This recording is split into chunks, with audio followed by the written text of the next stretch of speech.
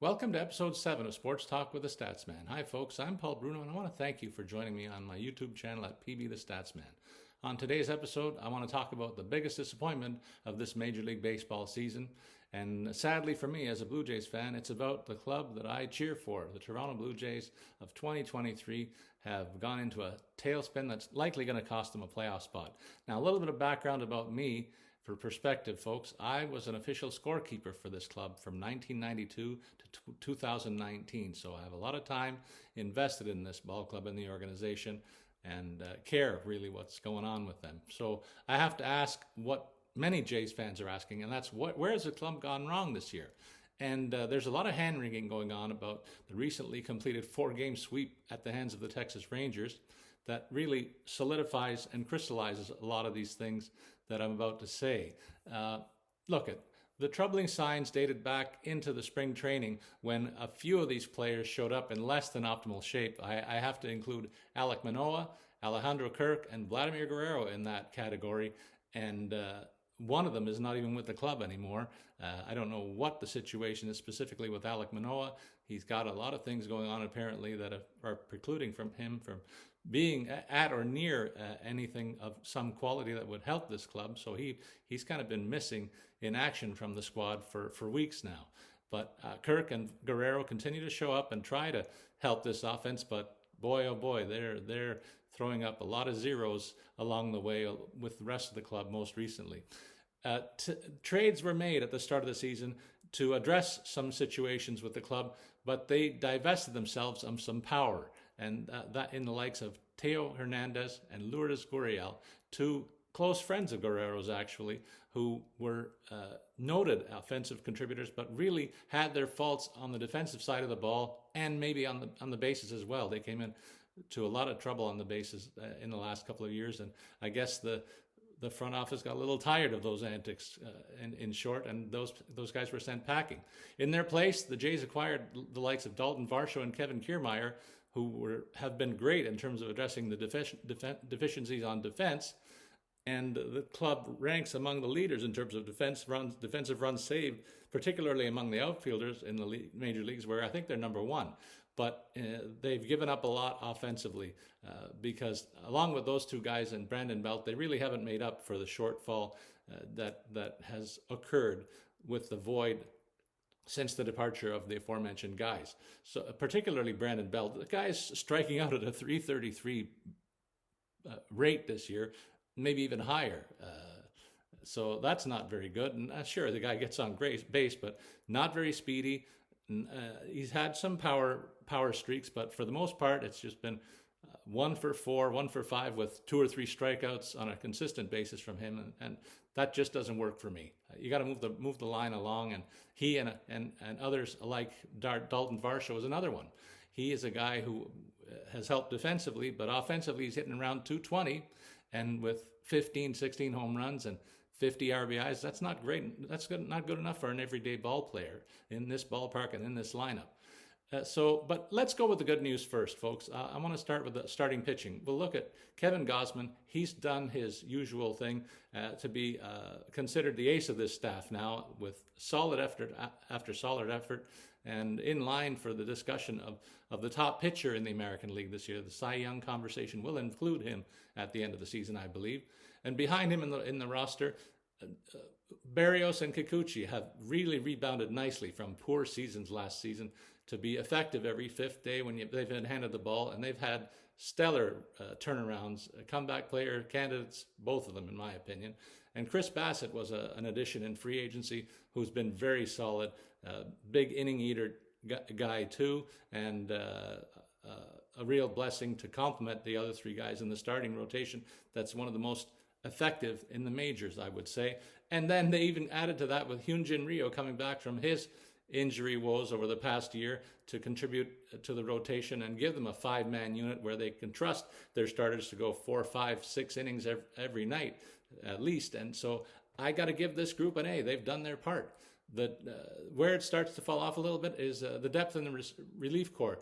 They certainly have one of the top closers in the game in Jordan Romano at the back end, Eric Swanson was a guy that they picked up in a trade for one of the aforementioned sluggers that went the other way. He's been the setup guy for most of the season and effective, except for a couple of short downturns in his performances. Jordan Hicks was added most recently as a guy with closer stuff and 102-mile-an-hour fastball to complement the other two guys at the back end of the rotation. So that's fine. It's where the right-handers are in the rotation that where it's fallen off a little bit, folks. Yimi Garcia and Trevor Richards have been really red flag zones in the last 6 weeks where they've fallen off on of their game. Maybe they've been overused a little bit. That could be it. I'm starting to see a little bit of a crack in Tim Mesa's game too. As before that, he was one of the top left-handed relievers in baseball. But I just see the number of appearances for this trio as among the leaders in the major leagues, and they're starting to break down. And so you're starting to see cracks at the back end. Certainly, they got a bit of a boost from the likes of Genesis Cabrera, who's helped a little bit from the port side as well. But even he is not a guy who you'll rank among the top lefties in baseball. So a little bit of a crack in the bullpen appearing in the last 6 weeks. That dropped the overall group from an A rating, and I give them a B instead. Now we get to the offense, which is what is the biggest reason for this team's current state. The top homer guy is the aforementioned Vlad Guerrero with 22 round trippers on the season. He's the only hitter with over 20.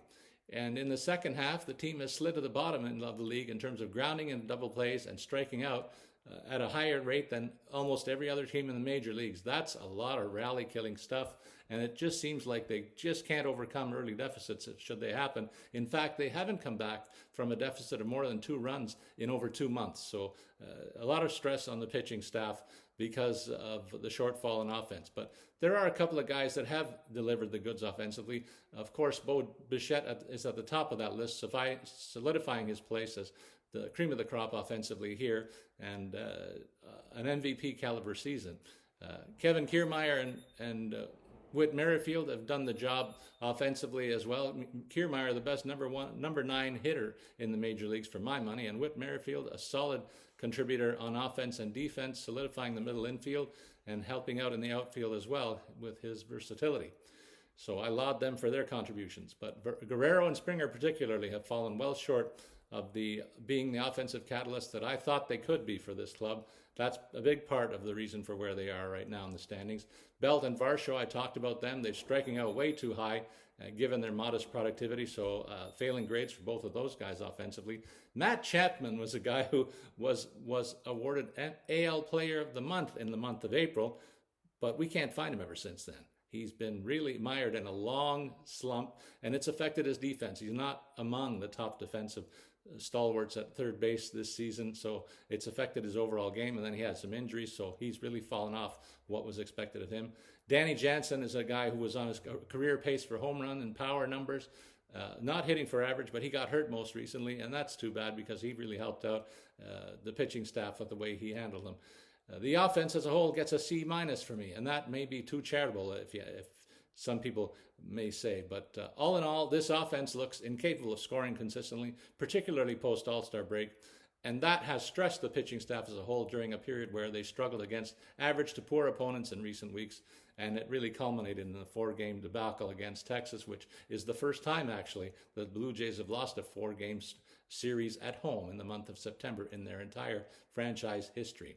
All in all, offensively, it's a big failure in my eyes, folks, and that's the big reason why this club is falling short. The end of season is just around the corner, and unless they have a significant turnaround, it's going to be missing the playoffs is going to be the name of the game here, and that's a real disappointment for a club that was among the highest betting favorites in terms of teams that were expected to go all the way this season. And so I guess you got to lay the blame somewhere. And for me, it's general manager Ross Atkins. He's got to be held primarily responsible for the construction of this roster and the unsatisfactory current state of affairs. And I think he should be fired. And maybe even John Schneider, a guy who hasn't been at the controls here as the manager, but is Atkins' guy. He should maybe also walk the plank because of some some iffy decisions that I think people can point to in the last several weeks in terms of the way he's used this roster. Maybe pulling some of the starting pitchers too early, maybe making poor substitution decisions, and maybe also not even trying too many things offensively. One of the things we noticed in the Texas series, they bunted the ball for base hits, they advanced runners with the small ball game. They did some hit and run stuff and just seemed to have a plan on offense.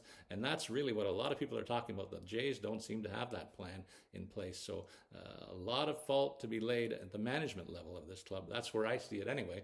And I'd be curious to know what my listeners think. So I encourage you to put your comments on this in the section at the end of this clip. If you like what you heard today, please hit up the like button and subscribe buttons on the screen. It's all free. Thanks for listening. I'll be back in a few days with a look at other top news stories in the sports world on the next episode of Sports Talk with the Statsman.